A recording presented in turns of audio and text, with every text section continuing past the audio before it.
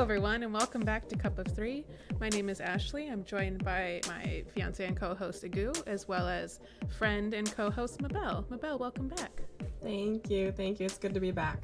And for all the listeners, unfortunately, my family suffered a loss last month, and that's why I was off. But thank you for having me back. Grief is unfortunately something you learn to live with. It's not something you can get over, like the flu or a stomachache. So here I am, trying to redefine my new life and moving forward, which is what he would have liked. So thank you. Yeah, well, we're glad you're back. And obviously, we're very sorry to hear about all these things, but we're glad to have you back on the project. And I'm sure everyone's very excited to hear your voice. So it's not just Agu and I blabbering back and forth. So yeah, let's be honest. The quality of this has gone down drastically since you've left. It's been pretty bad. Really has.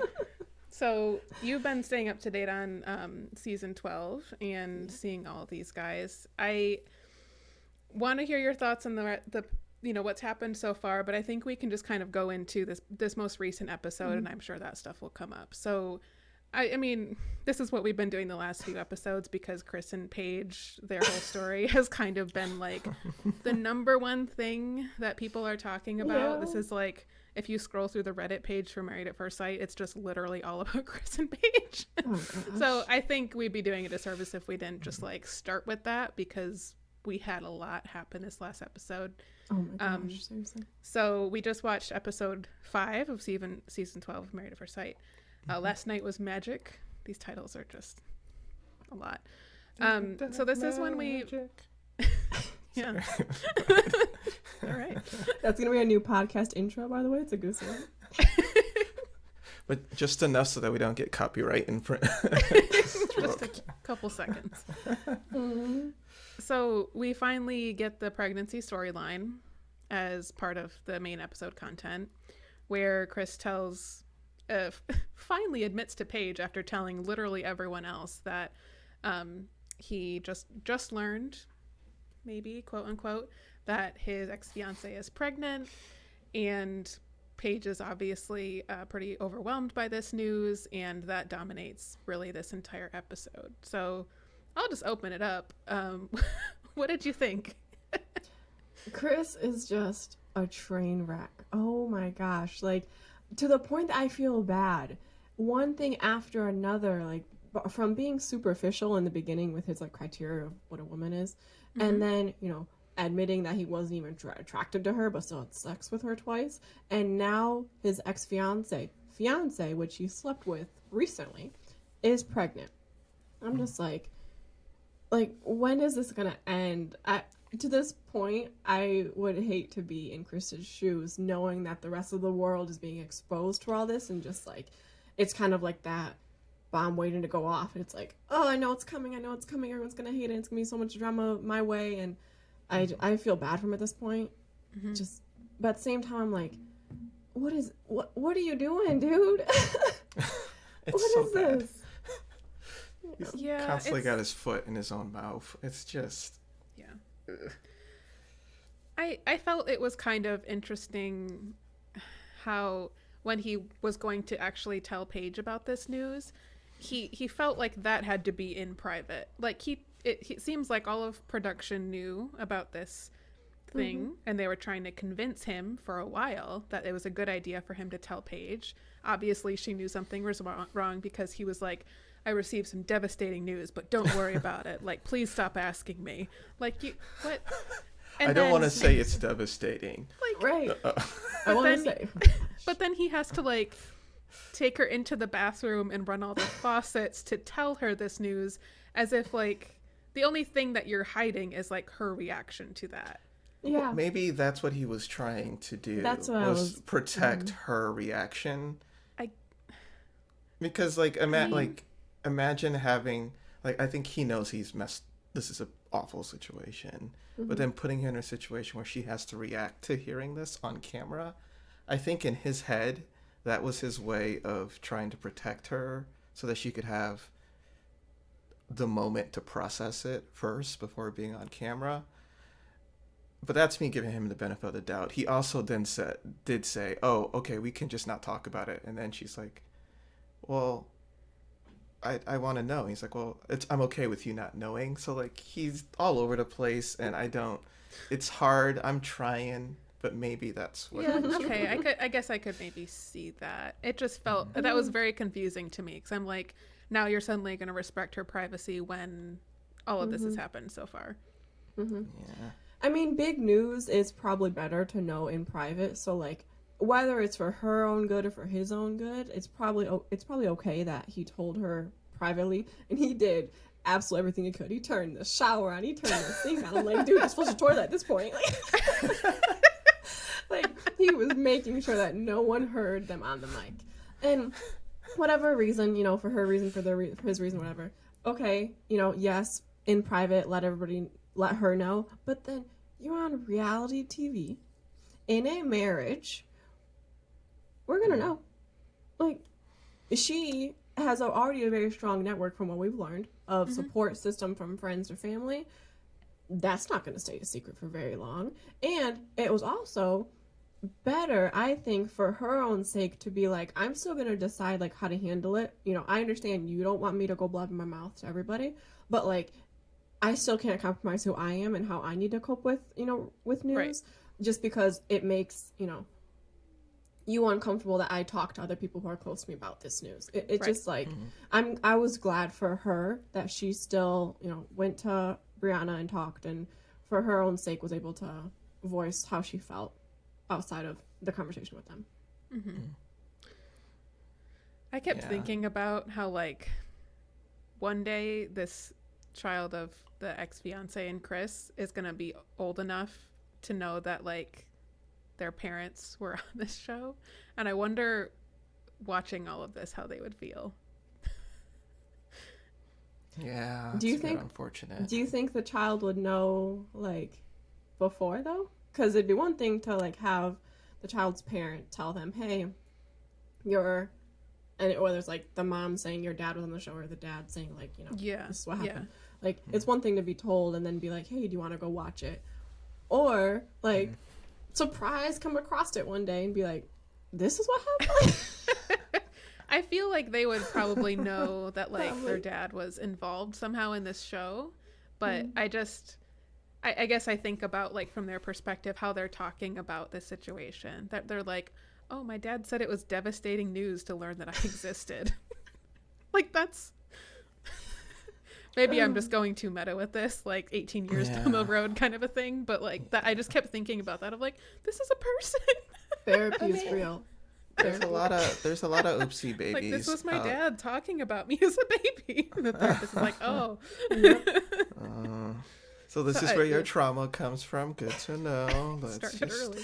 Think about it though. The child could go to therapy and talk about it and just be like, you know what? I don't need to tell you. Just watch. I'll send you a link.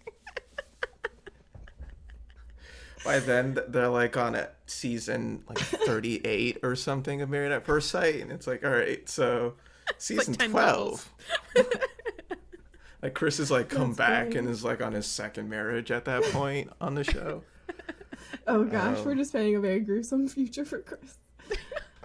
I mean, what do you think this means for Paige and Chris moving forward, Mabel? Like, what's your That's take? what I was thinking. Like, I don't know. That's a lot to take on for someone that you just met the first day. First of all, I want to be upset with the producers and the not the producers, the experts, to be like, I wasn't already a fan of someone just getting out of a marriage a couple months before this, but like, I don't know. They obviously saw something great in there, and I just like, hey, we got to go with it, right? Like, this is a couple for a reason. They saw this potential here, but I was still like, Paige is in a crappy situation. Just like she literally did nothing.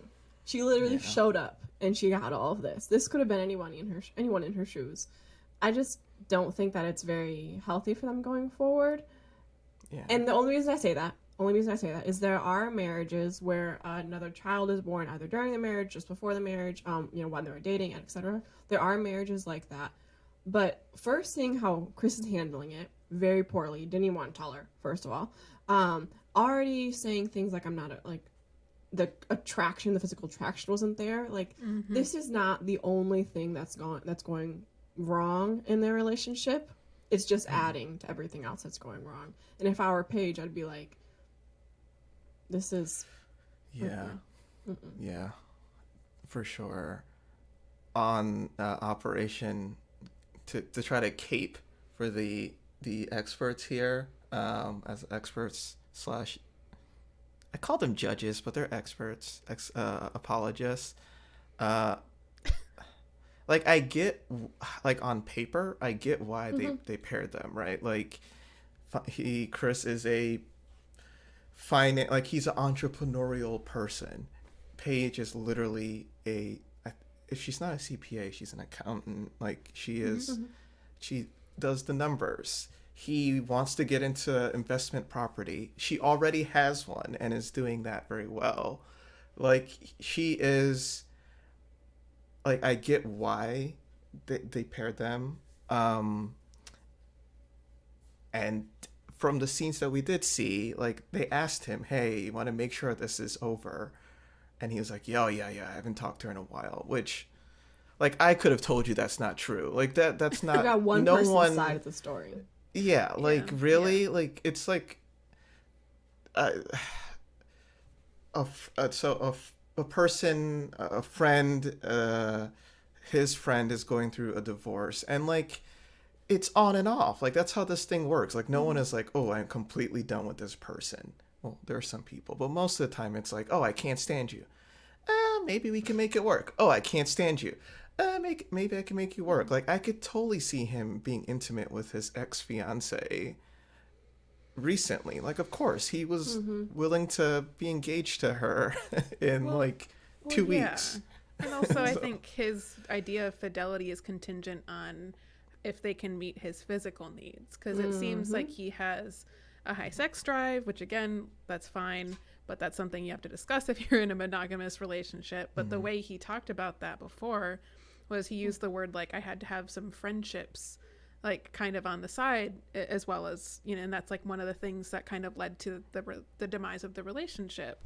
So like that doesn't take a stretch to go from that view of a relationship to he might rekindle a physical relationship with past people, and that not be something that he's like pretty set on ending whatever time period before the weddings to this person he doesn't know yet. Like to me that's not unbelievable at all. Like it just isn't.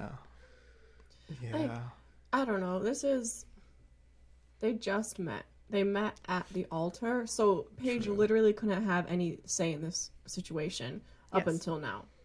Yeah. And we already saw from the interviews how shallow this dude is.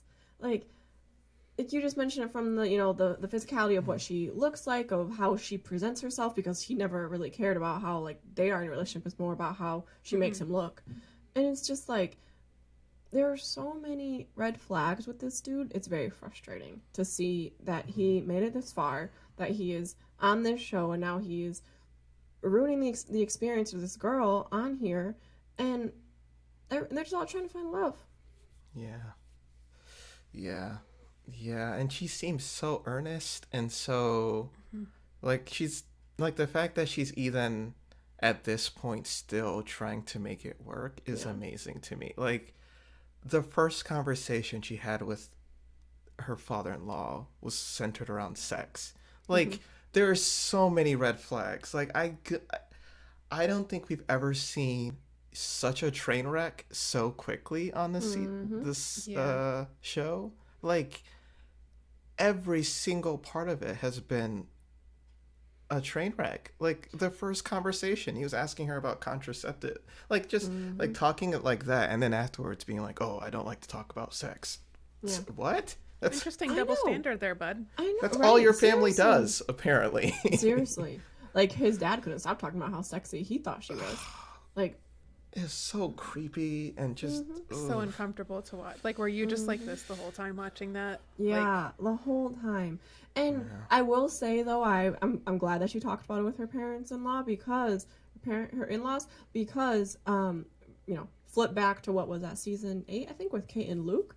Luke was disgusted by Kate when they first had sex. We go through the entire show thinking it was just a kiss, and then at the end, apparently kiss was code word for sex. That how disgusted he was with her at that point. And I'm like, so it could have come out this early with Luke and Kate, but Kate decided, hey, he doesn't want me to talk about it. He wants me to use the code word kiss for sex. And so it like dragged on throughout the whole show, and it just got worse. And so at least she was open and honest about it, because like she also just met the in-laws, and that was a big conversation to have with them at the first brunch meal you're sitting down with. That wasn't your wedding. To have with them. And it's just like, I mean, it's a lot. Yeah, it's a lot.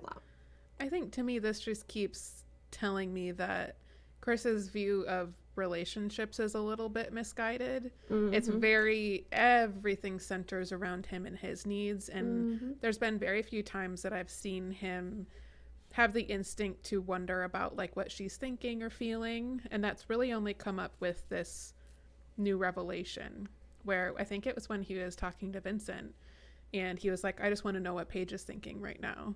And I'm hoping that was coming from a genuine place of concern and understanding that he's kind of put her in a tricky spot. That could also be just like him worried that she's going to leave him, and that affects him obviously. But like everything is around like, is she going to be the trophy wife that he so desperately wants? And literally nothing about like, it doesn't seem like he's really that concerned or like even interested in who she is as a person. Like, what are your hopes and dreams? What do you want to do with your life? Like, what kind of family do you want to have? Not like, well, it's a touchy subject, but let's talk about babies now. Like, honey, give it a minute. Seriously. Like, do you even want to know if you're going to want her as a mother in the same household as you before you ask her to give you babies? Exactly. You may like, not appreciate it seems like that's not important to him.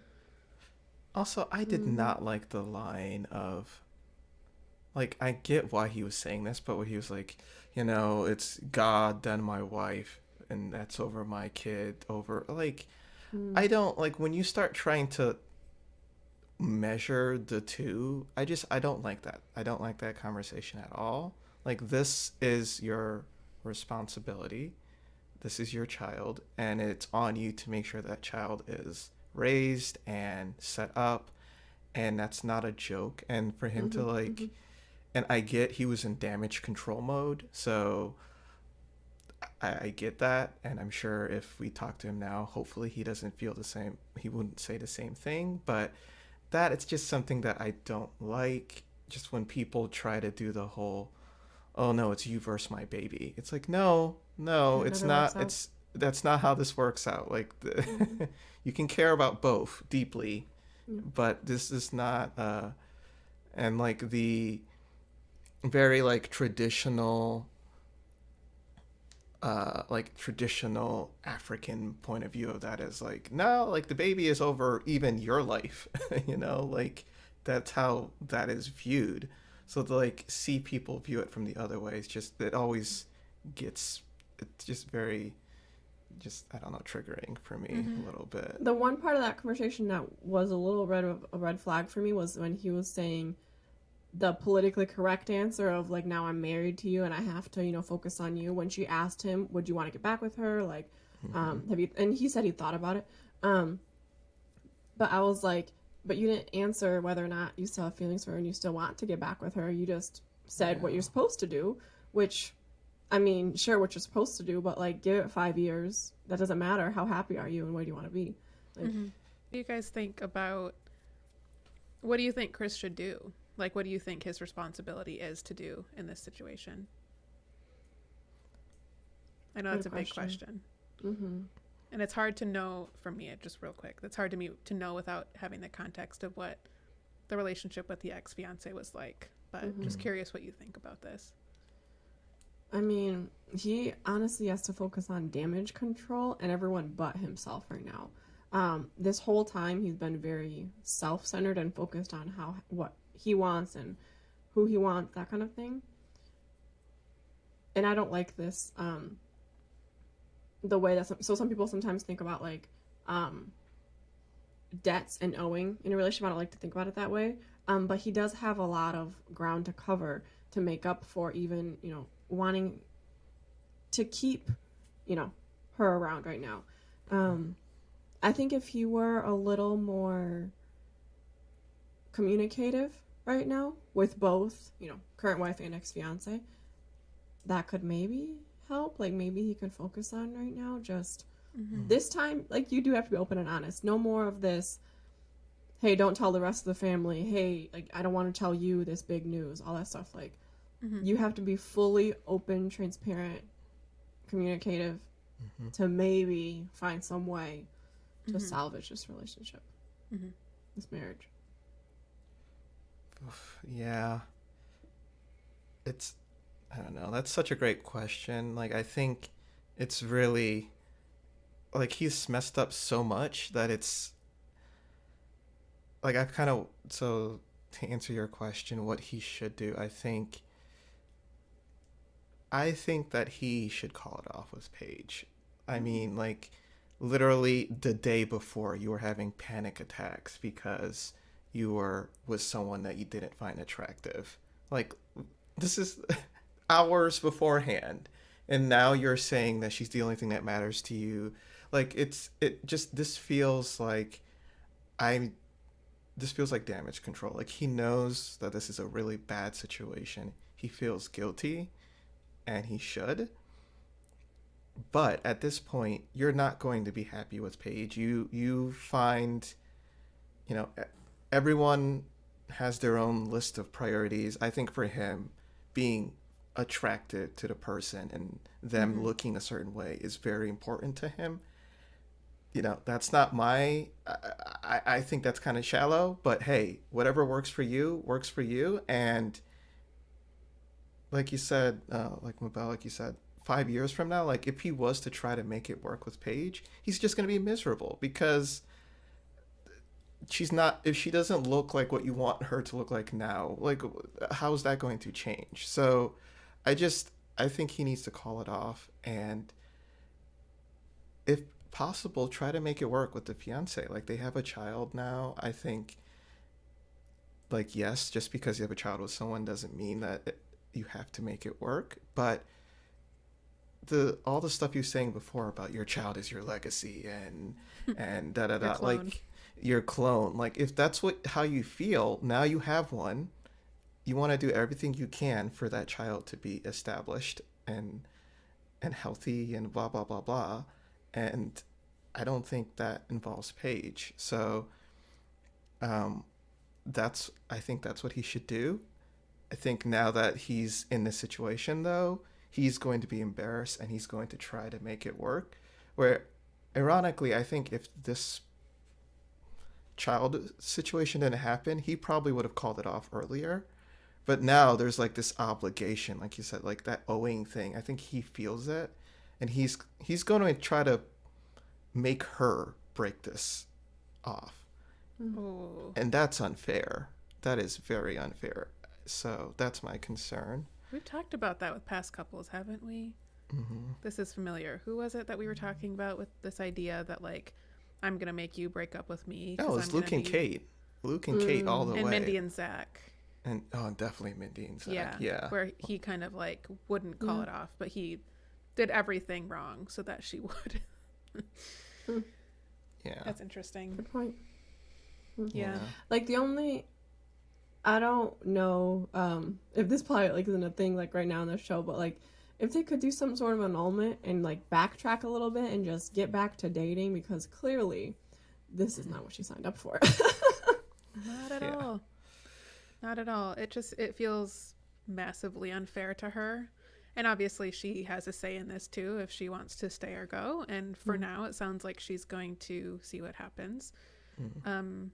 I think that Chris should do is get an annulment or whatever, a divorce, whatever, step away from Paige, let her just get out of her life and let her like heal from this.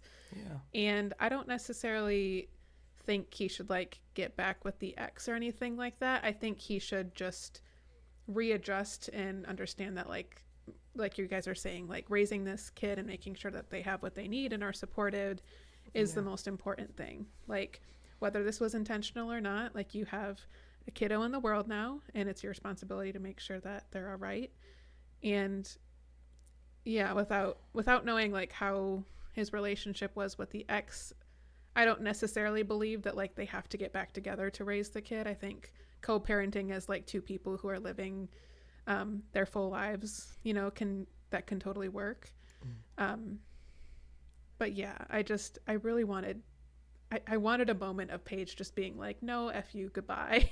And seeing her kind of slip back into it, like she's holding out this hope that maybe these are like the trials and tribulations that will kind of like help them come through stronger or whatever. But I don't know if they're actually thinking through the actual reality of the situation, that like this child and this ex are going to be in both of your lives.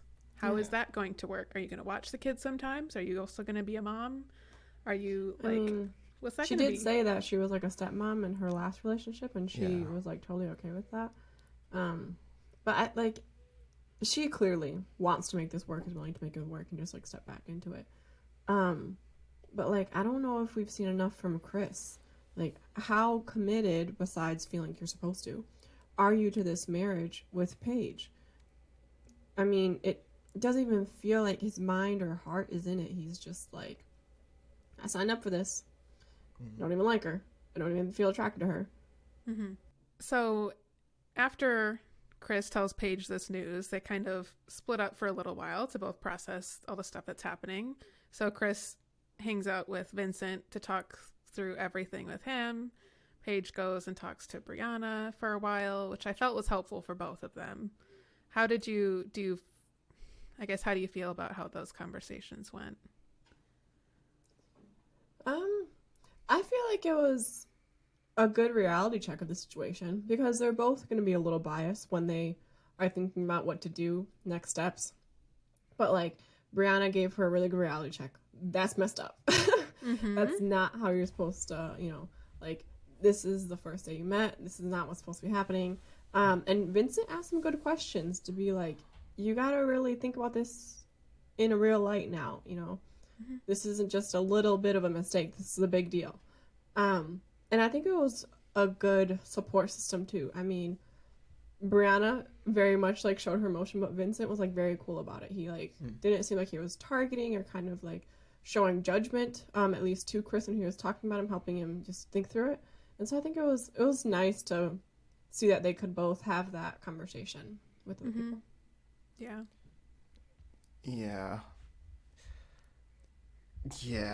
Like, you know, they had some like great gossiping when they finally, like, when Brianna and Vincent met back up with each other. They're like, oh my gosh, you won't believe this. Like, oh my goodness, the amount of drama that they were introduced to. I think Brianna did a really good job. I was kind of hoping she was... So I get why she didn't do this. She mentioned like she didn't want to push her agenda on Paige, but push your agenda on Paige, please. Like this is the time to be like, hey girl, this is crazy. Like, I know we're in Vegas and it's going to be awkward because this is day 2 and probably not going to have the rest of your honeymoon, but like, he's the worst. Like, how about we stop this? You know, I think that would have been nice, because when she was talking on her one-on-ones, like, you can tell she's like, oh, hell no, I'm not doing this. If this was me, I'd be out. And then with Vincent, I think, like Mabel said, I think he did a really good job of like being fair. Like, I think it's very easy to be judgy in this situation, but like taking him at his word, like if he didn't know, like she's been 6 weeks and she's just now telling him, like that's not the best situation. He could be lying. He has lied plenty of times this season already, but you know, if that is true, like that's unfair. And you know, I like his reaction to that. He's just so earnest, and it's hard for me to believe it. He's so earnest, and I know he's a good guy, but it's just too much. I'm just like, are you like evil but like pretending to be good? He's like, too I feel nice. like That's your problem. I feel like I'm turning into Miles and Karen, where Karen is like, he's just nice all the time. Like tell me how you really feel. Like, it's so nice. I think he just is that way, but That's my bias. That's my bias. It's too nice. Yeah. And then, I mean, obviously Vincent and Brianna knew this stuff, and then the whole crew met up for drinks later. And so then Paige and Chris end up telling the rest of the group without Virginia and Eric. And then Eric and Virginia show up and Drunk. they're Probably drunk. They were having a very good time. It was I wanted to just like shake them a little bit and be like, read the room, but they were clearly a little bit in their own world. So like I couldn't blame them to a degree, because it's like they just didn't have any idea what they just walked into. Because not only did like Chris just have this whole moment that he had to step away because he was overwhelmed that the other couples were like doing better than they were. And then Eric and Virginia come in and are just like making out in front of everyone. Like, yeah, I think we're perfect. We haven't had like any problems. Like everything's day 3. so good. Yeah, exactly. First of all, it's day not 3. true. You guys are not perfect.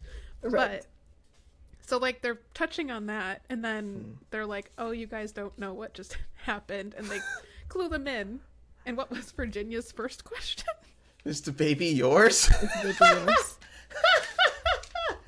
Oh no, girl, don't do it. I'm like, don't this do is it. this is why this is why we pace ourselves. Drink as much as you want, but like have enough awareness. Oh gosh. Like Yeah. it felt like a lot of like just, it's like any social situational awareness was out the window with these two. Like they were both just like over and over saying how much that they were there for them and how much they were going to support them. Like, and I just felt like in that situation, like mostly because of what we know about Chris, and we're a little much more on Paige's side in this, prioritize Paige and how she seems to be feeling. All you had to say was, wow, that seems like a lot to be dealing with right now. I'm really sorry. Change the subject. Don't dwell on it. We're not going to all sit here and talk about this. And they just kept talking. They just made it worse every time. They just like it's almost like they knew they're making it worse, so they kept talking to try to make it better, but it Keep made digging. it worse. Keep on digging. Just digging more and more. Yeah. Right, And how do I like, get out of this hole? Oh, I keep digging. That's how I get out of this hole. also, you just kept on touching Chris. Like I was like, I could empathize with Chris there. I was like, I don't know you like that. Stop touching me. I'm about to. Oh my goodness. Well, I would have gotten like I feel upset a with little him. bit. Like it's like they're trying to be so supportive, but personally, I'd be like, fake. I don't even know you like that to need your support. You know, thanks, but no thanks. I will say though, Chris was already peeved before they walked in. Yeah. Chris was already peeved that Paige tried to be supportive to begin with. So I was like, excuse you. Like, how entitled can you be to be mad that your wife wants to support you? First of all. Second of all, like, you're gonna be even more just pissed. Like, these people are drunk. So sure, they can be already annoying. But like, I was just frustrated at that situation, that he came back from having Paige support to be pissed that Paige supported. It's like, It's actually a little worse than, because you just said that like he felt like he needed a moment. I think the reason why he needed a moment, I might be misremembering this, but I think the reason why he needed a moment was on his 101. He was like, oh, everybody was supportive, but more on Paige and not really giving me the I was like, buddy, like, so that was such a weird like reversal thing of like, oh, I feel bad because no one feels bad about the thing that I did. And like, I guess you could argue he's been lied to for 6 weeks, so he has rights to be angry at his partner, but they're not going, like, they're going to focus on Paige. That's okay. Like, it's just he's so, selfish. he's just, it's pretty Yeah, bad. and it's again Chris at the center of everything, and it's like, yes, I can put my feet in his loafers briefly and think about what it might feel like if, you know, I had been with this person before and maybe we had a moment that we got back together for a night, and then I went on to this process to be married, and I just found out, if that is true, he just found out that they have a child, you know, on the way, and it's his. I could understand how that would, of course, be overwhelming, and like it's just kind of a whole new your life is going to take a new direction now. Like that's just it's already done. It is. And you just married this person that you're like having these confusing feelings about because you're not necessarily attracted to them as much as you wanted to be, and you're not really sure. But I think it goes back to like, again, my whole theory of like him not really understanding what a marriage could be, like what the full potential of a marriage is, because he tries to solve every single problem by himself. He never sees himself in a partnership. It's always, I'm the man who solves the problem and this is my wife. And, you know, like these are all things that can be talked about, negotiated, worked through, communicated about with the partner. And it's just not happening. Every single time he's trying to do it himself, and like to his own detriment, you know? And I think because of how unbelievably supportive Paige has been, like she's still showing up with a united front after all this stuff. They went to see the couples. She was like checking in with him to see if he wanted to talk about what happened. Like she's not telling on him. She's not like airing their dirty laundry. She had a moment of like, that was her instinct. This is a partnership. Are we okay talking about this? And when, you know, he kind of finally was like, yeah, okay. And then they said what happened. It was like, it just frustrates me so much. Cause I'm just like, he has no business. He has no business doing this, being here. Like, and Paige is so devoted to the process and the idea of marriage that she's going to be hurt so much by continuing to try. Yeah. We have to change couples, because I'm worried that like this is gonna just turn into like a 45-minute conversation about Chris and Paige, which we've probably already done, like the previous episodes. Yeah, our bad. So I'm just going to, because I have so many feelings on them too. But let's talk about Vincent and Brianna. Yeah, are you gonna say Brian? I was gonna say Brian. I was. My name's still can't get names. This is how many seasons in, and I'm still butchering their names. But the Dominicans have been looking pretty good this season. Congratulations. I had so many jokes ready, and he has been very good. So I can't use any of them. It's true. The one thing Agu, you keep saying this like he seems too nice. I will say some of the stuff that he says seems a little forced a little bit.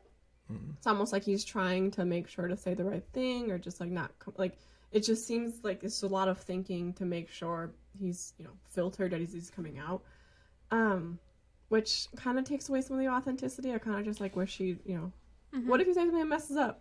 I mean, you can't mess up more than Chris right now, so go for it. You can't do anything as bad as Chris right now. So and I just feel like there's a filtered view of him we're getting, which is a kind of a bummer. Particularly when he got a little taken aback by his family saying that he gets angry sometimes. And how like he sometimes just like blows up and whatever. And he denied it immediately. He was like, no, it takes a lot to get me angry. And hey, maybe it does. Maybe your family was a little dramatic. But like, denying it so adamantly was a little bit of a red flag for me. Because I wasn't sure if it's because you don't like the idea of like you being portrayed negatively and your family saying that you get angry is a negative portrayal, or if you really, you know, did feel like they were vehemently wrong. And if they were, just like shrug it off, let it go, you know? Yeah. Your wife will get to know you and maybe get to know your angry side in the next 8 weeks or not. I don't know. But like that reaction to me was a little bit of a like, why does it matter so much that, you know? Yeah, I'm worried that like we're going to get attacked by like, because he is like, they are the best, like they are the shining light couple this season. Like it's funny if you go to like anywhere on Reddit or just comment sections, it's Chris is the worst, and thank God that there's Brianna and Vincent. Like those are like the only two. Then everyone else is like forgotten about this season. So like I feel it's like saying something bad about Beyonce. I'm scared. Like I don't want to do that. Like they will come and get you.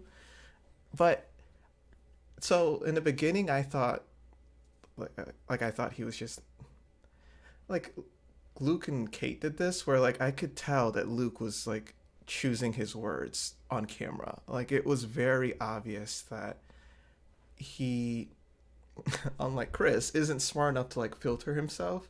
Was smart enough to filter himself, and was like, okay, even though I feel this way, like, you know, he had the whole cold word. He wasn't attracted to her, but he would constantly say, I'm attracted to her. Like, you could tell he was smart enough not to say stupid stuff. With Vincent, he just, I think he is that way. Like, I don't think he's lying. Like, I do think he means all the things he's saying.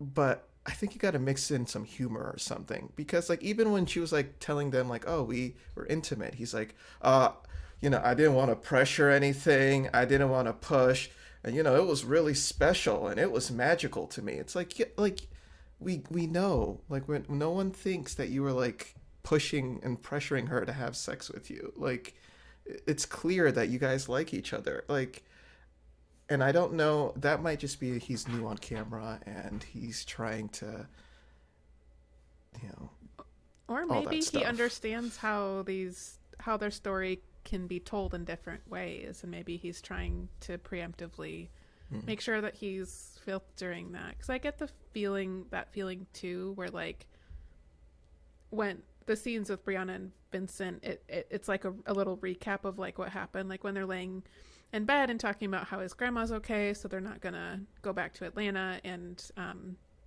they're both talking through it. I was just like, this feels so like, I'm glad they're kind of catching us up on what happened there, but like it was like really weird rehearsed kind of like, yep, this happened and now this happened, now this happened and everything, now we're closer. And I was just like, what? Like, I wish they would just kind of relax into it a little bit more, but I think the cameras are just a really big part of that. I'm kind of getting that feeling with Jacob and Haley in particular too, where I feel like the cameras are affecting how they are with each other, and it's making it feel much more awkward than I think it might be when the cameras are gone. But it affects them to the point where like then they're not bonding when the cameras are on, so then it's harder to do that when the cameras are off. It's kind of like a Olivia and Brett situation where like it just feels different. That's true. The one thing I like, that difference I think with them is for Vincent and Brianna, for example, it seems like off camera their chemistry, they're just like laughing, joking, getting along. Because like obviously like Brianna has no concerns, they're golden. Vincent has no concerns, like he's crazy about her, like and then you get on camera and like Brianna seems very relaxed still, and Vincent seems a little like rehearsed, like making sure he's like making a good impression. But then like Haley and Jacob, I'm just like, oh god, like how much longer? Haley finds Jacob so boring and does not like to be around him. Like even on the wedding day, from her walking away and like gonna enjoy her own party and he's gonna do his own thing, and now they're just like sitting there in bed sometimes conversing, and she's just like, all right, when can I go do my own thing now? Yeah, I worry about their chemistry a little bit. Part of it feels like editing to me, but part of it also feels like they're, and we've seen this with couples before too, where it just something isn't there. Something's missing. I don't know how to describe it. It's just, you get them in the room together. It's kind of how it felt with Henry and Christina, like on their wedding night, at least the way that they cut it, where it was just like, she's kind of sitting there like, okay, I guess I'll get ready for bed. And he's like, okay, cool. And like that kind of energy where you're just like, what? This is like when you go to stay with a relative you haven't seen in a long time, and it's just like kind of forced just because you don't really know each other anymore, and you're just kind of together, and it's not my favorite to watch either. I know I've thrown this theory many times, but I really do think it's because he isn't as suave. I don't know. Like the He's pursuing her thing. He isn't pursuing her, and I think that's really it. I think if he was to pursue her more, to constantly say, oh, like just watch, oh gosh, what was the couple from last season that everybody loved? Amani and Woody. Just watch Amani and Woody, like pick up his the way he throws shots and be like, "Yo, Haley, you looking you're looking great today." Just be overly like just pursue her. Just be overly expressive.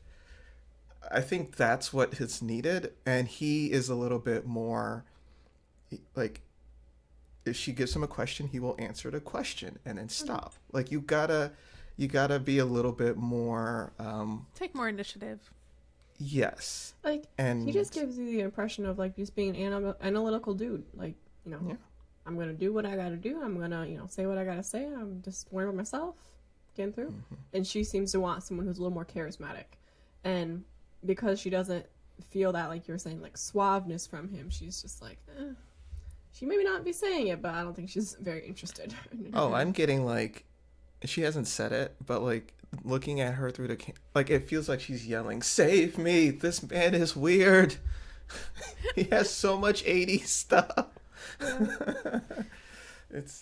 I don't see it. I don't. Yeah. I really don't. Do you think this is a thing where like it's just the chemistry doesn't exist, so they shouldn't like try to invest too much in it, or do you think that if they worked at it they could generate that? I think that the chemistry could exist, but because the initial attraction and like conversation wouldn't like click, you know, I want to say that she's kind of checking out a little earlier, just because her expression gives me the impression that she doesn't, you know, want to be there anymore. But I like think if they worked at it, they could definitely get to know each other more. Like we've seen this in seasons past. Plenty of couples maybe didn't love each other on the first date like some of these do, but hey, just get to know each other more, and like there's a lot of reasons the experts put you together. Yeah.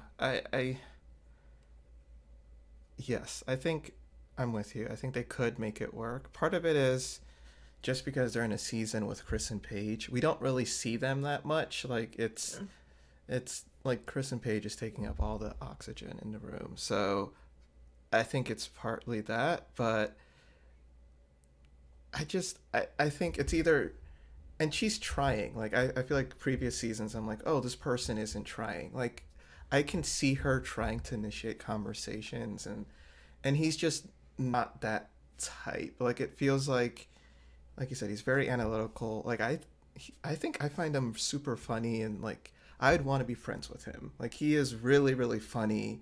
Like the whole Speedo conversation, like that's hilarious. Like he's just like, yeah, no, it's fine. Yeah, I'll wear this. I don't care. Pink Speedo. And she was like, that was something weird to tell me. But like the onion scene, like I get. So to explain the scene, they're together. He eats a raw onion, and like is making eye contact with her the entire time. And it's like, I get it's a joke. I am also a jokey person. I get that. But like, you're still in like, she's still trying to decide if she likes you. You can't do it then. It's too early. Like I was weird. I wasn't that weird that early. Like you gotta like slowly bring them in to That's why you're still together, because you weren't that weird that early? Probably. You know, like I was every day. Like I was still, you know, like I wasn't I wasn't Mr. Suave, but like I wasn't eating raw onions and like joking and like trying to kiss somebody. You did okay. I mean, like, yeah. I mean, I don't know. Like, at the same time, with the right person, be goofy right away. Like, let yourself, you know, hang. Because I don't think Haley would like it if, you know, clearly we're not seeing her respond well. But, like, I also think that someone could laugh back and be like, because he made the comment, oh, I plan on kiss you next. Like, laugh. Shake it off. Like, ha ha ha, yeah, funny. Like, something like that. I don't know. Yeah. Like, this goes or back to throw my... it in your mouth and be like, do you want to kiss this? Like... Oh my, you know who would do that? Amelia. Yep, that's who I'm thinking of. She totally would have like grabbed two. I'm like, oh, let's do this. Like she's game for that. Yep. This goes back though to my attraction theory, which we talked about a few episodes ago, which is like, you know, if you think someone's creepy or not really just depends on how attractive you think they are. So like someone who you find really sexy and attractive or cute, whatever, you give them all the like passes because it's just like, oh wow, you know. But then if you are just kind of starting from more of a neutral place, then it can go creepy a lot faster. So I think that's maybe what we're seeing. Maybe like they kind of objectively find each other attractive, but because some of that chemistry isn't there, then it's kind of affecting how they're with each other, and then it's just kind of like it feels painful to see them spend time together, you know? Mm-hmm. But even like after their little dinner date in their beautiful aquarium setup, which was really cool. Like they were freaking me out a little bit. Oh yeah. You're like, this is my food, shark. I don't this is not yours. It's like, no, I don't want your food. I want to eat you.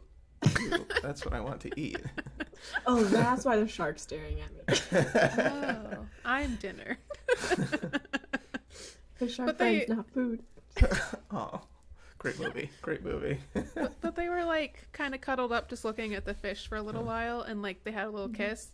And then after that it was a little awkward because she clearly wanted to go for another kiss despite the onion breath, and he was already looking at the fish again. So it was just kind of like a and like just that awkwardness. And That's true. That's true. So I think there's something there, like when they came in wearing those like little neon glasses, they both seemed to be like being kind of dorking it up, and I don't know, maybe I don't feel like we really know her that well yet, so maybe that is kind of her vibe, but we're not getting to your point a lot of time with them, so we can't tell. Yeah. And they watched the Goonies together. Like that's 80s one. So they have some things in common. Yeah. I wonder like if they could really work if she just take the initiative more often and just like, hey, you wanted that second kiss? Go in for that second kiss. I'm sure he'd appreciate it. Like, but maybe they're kind of like in their own head a little bit of how gender roles are supposed to be. But I mean, I think they could work if she took the initiative more. If she's okay with that. Yeah, And that's sure. and that's I think I just keep thinking of Henry and Christina, because she was okay with that. Christina was okay with that to a point, and then when she felt like he wasn't trying, she checked out. Which, which is fair. Like he was not about to do that. We know why. But you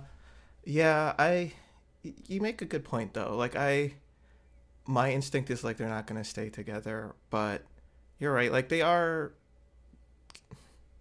are moments with them that seems very cute and endearing. So maybe this is like the editing that you're mentioning, and just like they're a slow start, and that's fine. Like not sometimes those slower start couples are completely fine. Miles and Karen 101 right there. But it's just I feel like episodes, more weeks. More weeks. We did another pandemic. Yeah. So maybe it's that. I do. Yeah. So you're right. I'll take them to a maybe for my own personal thing then, instead of no. Yeah. It just feels very lukewarm to me, where it's like, it's all right.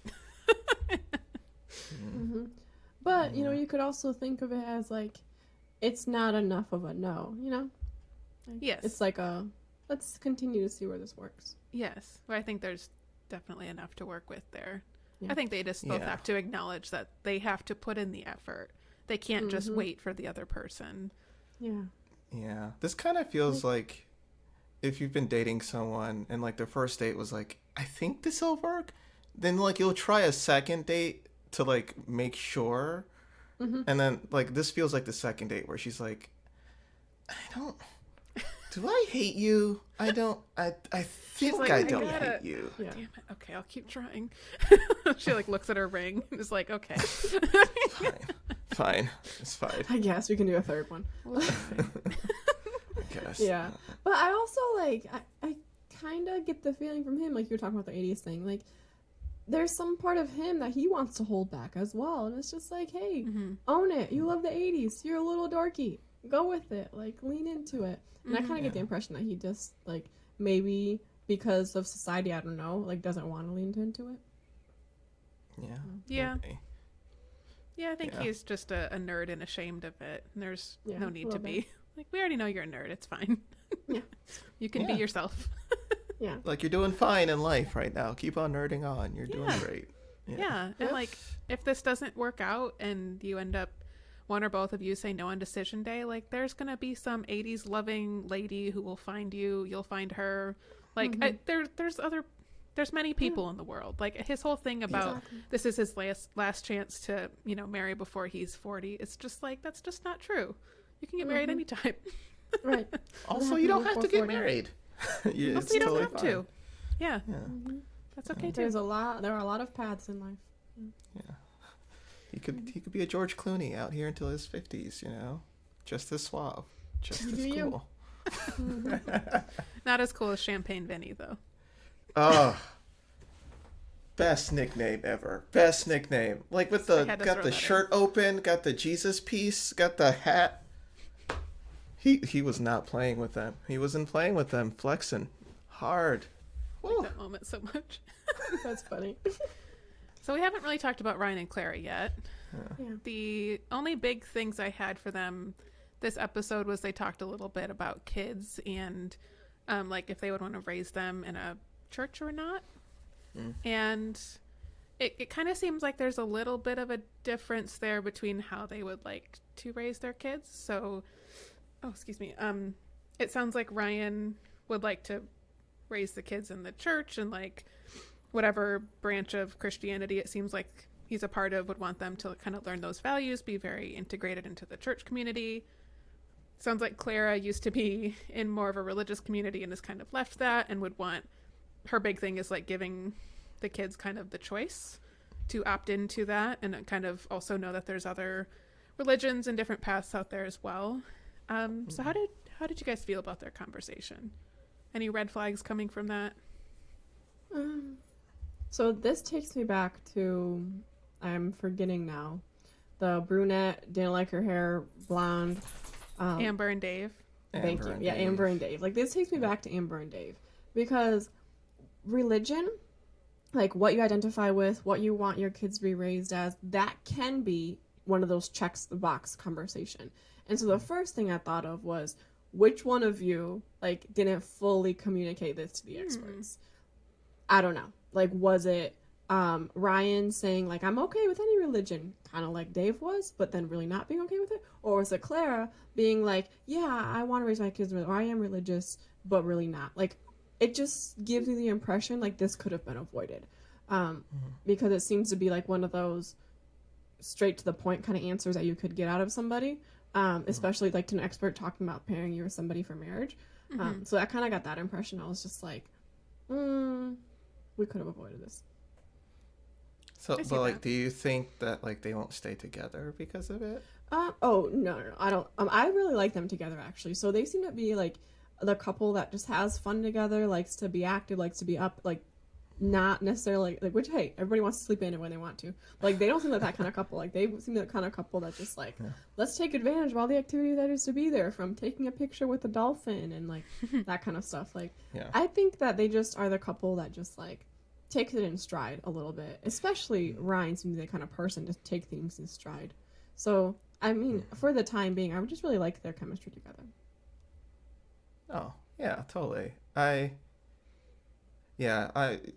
totally with you. I keep on saying totally. I'm with you Totally. On the totally. Totes. With you with the religion conversation. I mean, both his parents are ministers, so it's seen like it's kind of clear where he's gonna be on that religion side. I think the interesting thing with this is it brings up a larger conversation with them that I think might be a problem.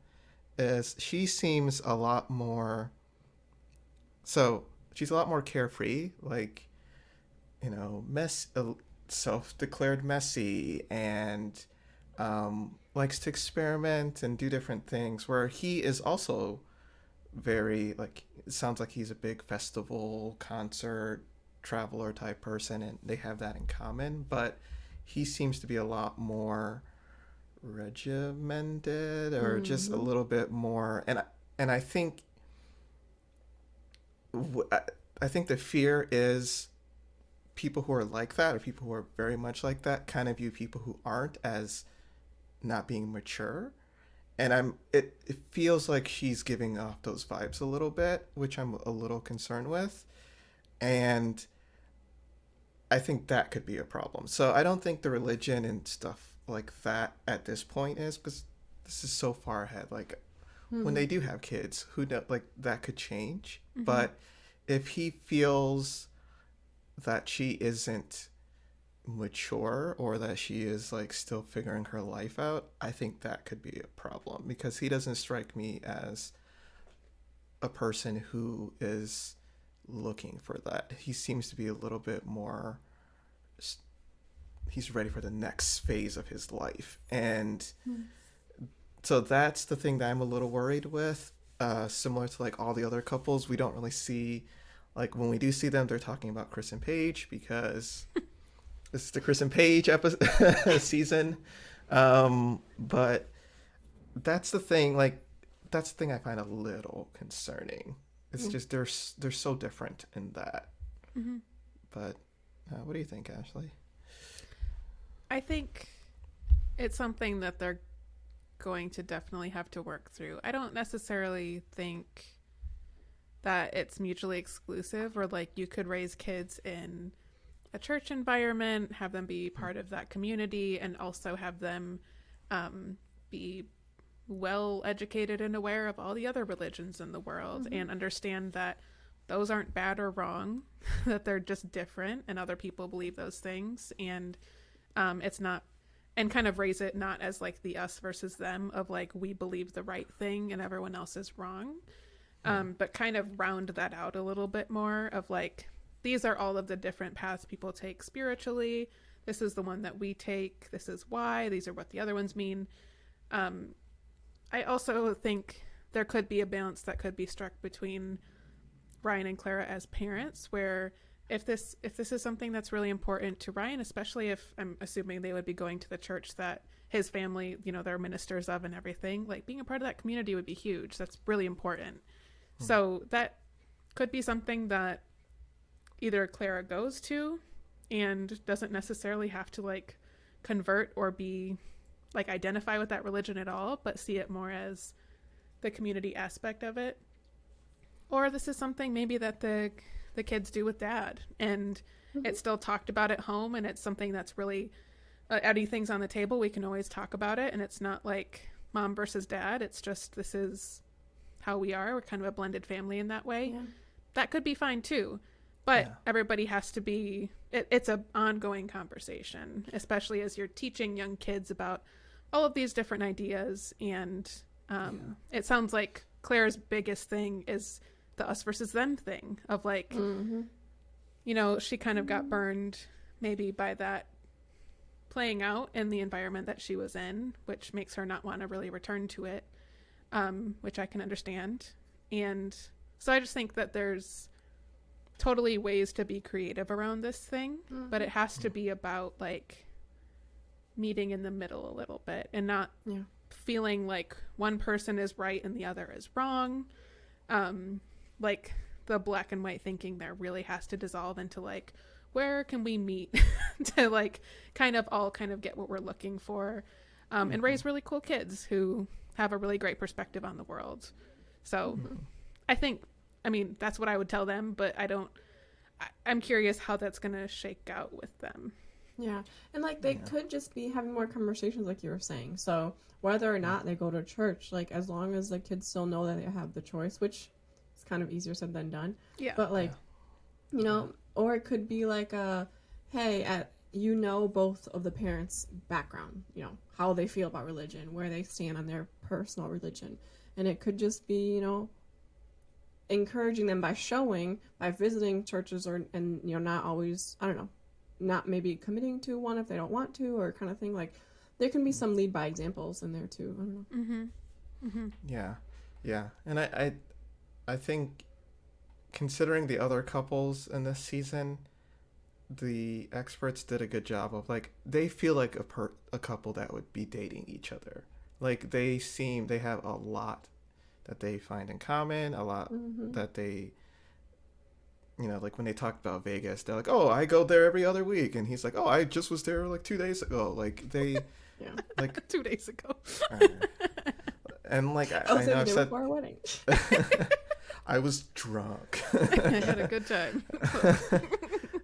and I know I've said this before, but like their friend group literally looks like the same group of people. Like it's just like they all like you could tell they hang out with a similar group of people, same interest. So I think overall the experts have done a very good job with them, and because they're the first interracial couple, I'm sure there was way more pressure. They're not the first? Who's the first? Okay. Quite a few seasons ago, they had a couple of interracial couples. Yeah. Oh, yeah. I was so off about that. Sorry. So we had the first divorced person. Yeah, but I forgot it. Like how are you surprised by this? I'm kidding. So, but I get why there's a lot more pressure, I imagine, when trying to pair them as a couple. So I think on paper they're good. That my concern is like that religion.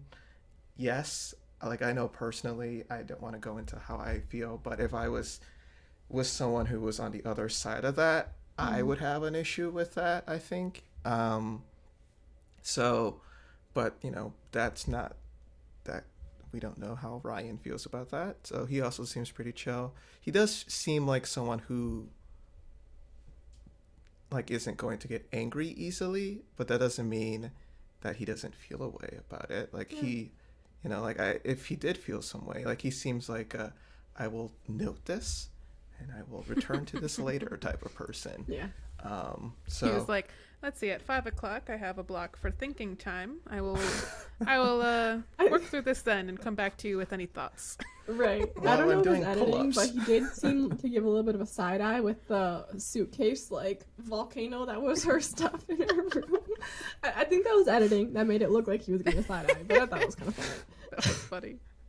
There was a lot of stuff in there. It was funny. Yeah, look at it. Like, I don't even know. Clothes everywhere. Yeah. I feel like the women always get a bad edit for like packing a lot, and it's like you don't know where you're going on your honeymoon. Yeah, of course you're gonna bring a bunch of stuff. You want to look cute, you're on camera, you're with your new spouse, of course you're gonna bring a bunch of shit. Yeah. You gotta be prepared. Okay. I just wish we could see more of them. I really like Claire and Ryan, but I don't feel like they're getting enough camera time. I know. It's kind of upsetting.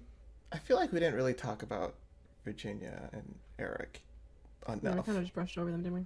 Okay. We mentioned them being drunk, which or tipsy.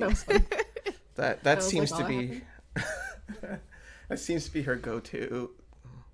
That seems to be their go-to. But they're a relationship where, was it? I think Gabriella thought that she's been like really pushing for them when we. I just don't see it. Like, I don't understand why people think this is going to work. I don't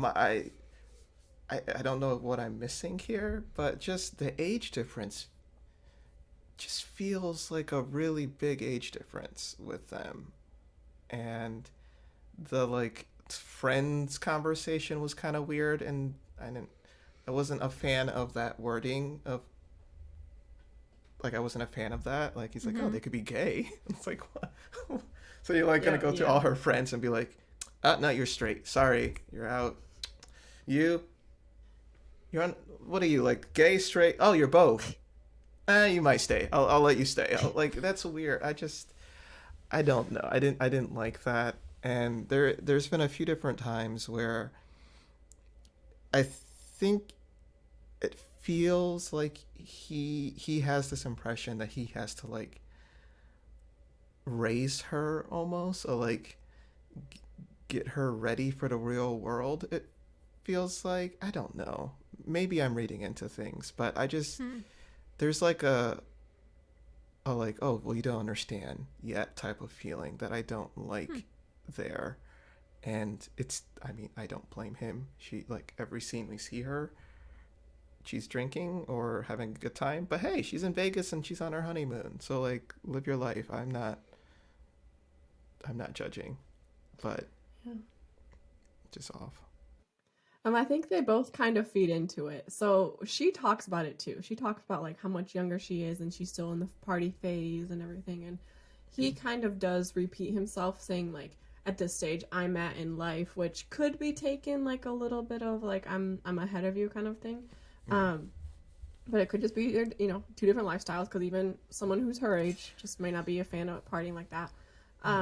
But like it does feel a little bit like they first put their age gap in front of them to like as something they have to, instead of like, you know, Haley and Jacob also have a massive age gap between them, but it doesn't feel like it's as prevalent when they talk to each other. Exactly. Yeah. Yeah. And I don't know, like so the pool conversation you're talking about with the friends, that also was concerning to me, but more because of I think like she got very defensive. It seemed like there were parts when she just like, so it was, I guess, on the one-on-one and when she was actually in the pool talking about like almost like judging how you're supposed to react and how you're supposed to think about friends before actually maybe trying to be inquisitive about the other person, like why do you feel that way. Maybe he, you know, could have asked that as well, but because she was so taken aback, it was, I don't know, it just like she was like, oh, jealousy that jealousy was a major red flag for me, kind of thing. I don't know, it kind of gave me the impression that I should say she overall has given me an impression that like she would rather have somebody that's stable and secure, which justifies her, you know, being immature almost. Like she has kind of been like, I'm looking for someone who's kind of like done in their journey so that I don't have to be a little bit, and I can like look to that person as like a getting to kind of finish line point. I don't know. It's just, that's interesting. Haven't really gotten a good vibe from them. That's really They might stay together if that's how she feels, though, because he seems like he's at that point, whatever that's, he's reached adulthood. I don't know how to word that. Yeah, that is interesting with them, because like it is, I mean, we have other age gaps like you're saying. I think it's the behavior that's so different between these two than like Haley and Jacob. You know, like they're so notably different. You know, when they first arrived at the hotel, she's immediately, before even looking at the room, she's like trying to get into the mini bar, and I'm like like she literally like identifies herself as a drinker. She's like, I think I'm always going to be a drinker. Like that's part of Virginia's identity of herself. And I'm not sure I know enough about her to unpack that, but I think that's something to kind of note, that this is like to me, that's kind of her saying like, this is part of who I am. This is part of my personality and how I move through the world. This is how I enjoy myself. This is just how I operate. And I'm telling you up front, like FYI, this is me. And I think he maybe has the impression that they keep talking about the phase thing, that like this is something that will be grown out of. And I don't know.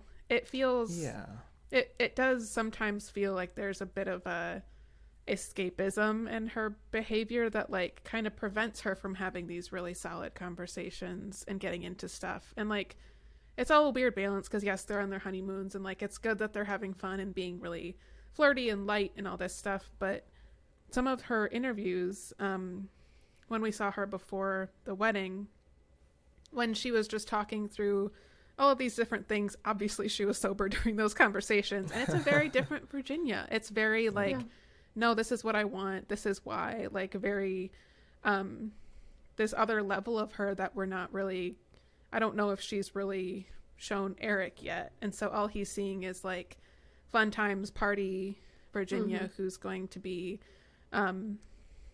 just kind of in that mode for this part.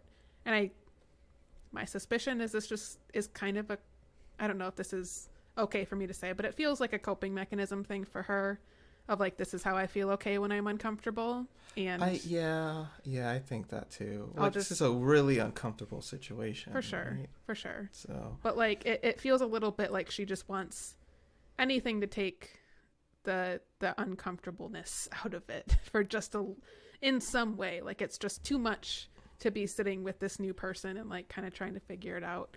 And so whatever way she can kind of soften that, I hope I'm not like overstepping with that, but that's just the feeling I get, that it's just like she's just all over the place. Like she's like looking around all the time, like she's so fidgety, like she is just not present from what I can see on the outside. And I think that I think that's my biggest concern with them, is like, if you can't have a productive conversation if you can't like settle in the moment and be like, what are you actually trying to say? Like you're saying about like, what do you mean by that? Why do you feel that way? Why do you feel like I can't have male friends? Because what does that mean to you? Like, let's explore that. Let's not just react immediately to what you're telling me I can't do, you know, because that's when the little head bob comes in and we're just like, oh no, you're not going to tell me that, you know?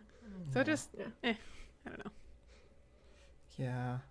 Yeah. Like I think, yeah, hopefully it's not overstepping, but I do think that's the feeling I'm getting as well, is like there's a lot going on right now. And this is like her, like, all right, let's drink it out. Let's just like,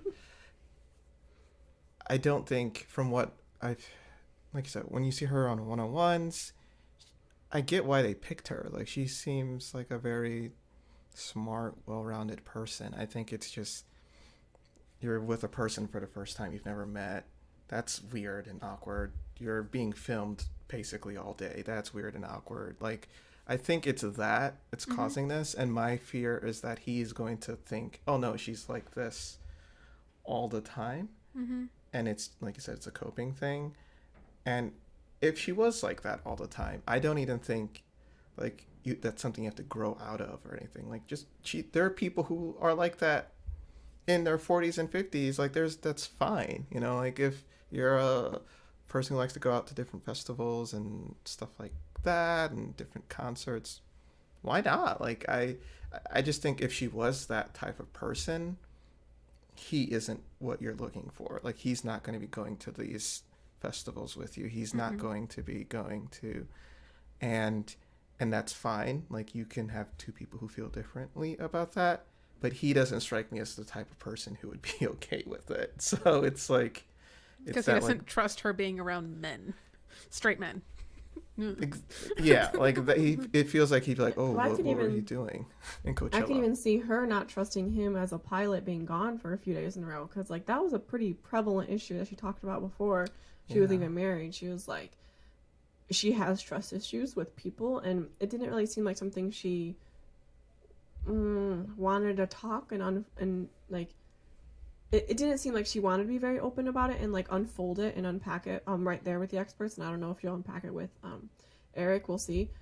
But like that's, I think, going to be a big concern as they go forward. And also, you know, to your point about like, is she 100% party girl all the time, drinker? I think that's going to be even more clear to him as time goes. Like, okay, they're in their honeymoon, they're having fun, they're going to let loose. That is the vacation mode. And then when you get back to home and get back to reality, does that switch turn on or off? That'll be interesting to see how he reacts and how she is, because like we saw her sober modes too. Yeah, right. Yeah, and she seems fine. Like it seems like Dr. Pepper really likes her from the few scenes that we've seen of them together. And if you're cool with Dr. Pepper, you're cool with me, okay? But yeah, overall, I'm terrified of what's going to happen with Chris and Paige this season. That's where I'm ending. I think that's the one couple that's like going to be the big question mark, because they're going to have a lot of things that come up later when they move back home. Yeah, I know. Yeah. I'm dreading some of this a little bit. I'm worried that, I think just one of the most painful things in watching this is like watching people stay together who maybe shouldn't. And you feel like you know better for them, but then you just have to like watch them live through the pain. And I don't want to do that. I want to watch everyone be happy and fall in love and get exactly what they were looking for. Yeah. Right. Just a bunch of Brianna and Vincents. Just that's it. That's all we want. Just unicorns and rainbows the whole time. Yeah. Like just some good solid growth without everyone being upset and sad and maybe that's too tall of an order. Who's everybody's favorite couple right now? Brianna and Vincent, right? Like I really do like them, but my favorite actually right now is Ryan and Clara. Really? Wow. Yeah. I did not. Okay. Only because like maybe like I do also like Brianna and Vincent. I do. But like I just feel like they're having a lot of fun. They're exploring. They're going on their adventures. They're just like letting loose and. they both seem to be very chill in the moment, enjoying each other. So, and that's what I like about watching the couples go through this experiment. There's a lot they're gonna go through, so just take it one step at a time. Mm-hmm. That's a good point. That's a really good point. Like, they feel like they're dating, and some of the other couples don't feel like that. Yeah, I totally get that. Yeah, I mean, I'd say Brianna and Vincent, but like she looks like a Disney princess like 9 times out of 10, and like he looks like he's blushing it's like they're super cute together. Of course, they look adorable together. Yeah. Plus, like, when he was going through that tough moment and she was consoling him, like, that works. Like, that really does. Like, when you're going through a difficult time and that person being there, like, I think she did a really good job with that. And in previous seasons, it was Iris and Keith. Iris and Keith, you're right. Like, that was the one time where I was like, oh, I want you guys to stay together. Like, it was seeing that. So I think because of that, I'm leaning more towards them now. I have to agree with that. I like Brianna and Vincent a lot. They're playing footsie under their table when they're having their sunset dinner. I was like, y'all, go back to your room and consummate the marriage some more. Like, obviously you're on a good track here. They're like always like holding hands, like touching. They're like so physical with her. Like, she'll be in his lap and he'll have his arm around her. Like, the footsie scene grossed me out though. Do you not like feet or something? It's sand. Like, you're already like dry. Your feet are already dry because they're in sand, and then someone's gonna be rubbing their dry feet on my foot. I don't want that. You can respect yourself. But it was a cute moment. So Ashley tries to have footsie with you on the beach. I'm taking a mental note for whenever this might be applicable. If Agu is in sand barefoot, you stay away. Maybe that's just me. I was just like, what? No. Like, hold my hand or something. Do that. Don't. That's fun. All right. Well, thanks for joining us as we recap the episode 5 of season 12, Married at First Sight. Join us next time as we cover same season, episode 6. Agu just pulled out what is that called again? A fidget spinner? Fidget spinner. Gosh, what type of millennial are you? Get it together. Agu pulled out a fidget spinner. How am I supposed to stay focused? Okay, so we'll cover episode 6 next time for all our thoughts on what happens there. Please go join us on Instagram at Couple 3 Podcast. And just know we're on both podcast apps and then YouTube if you want to check us out in a different place. So thanks for joining us. We'll see you next time. Goodbye. Thank you.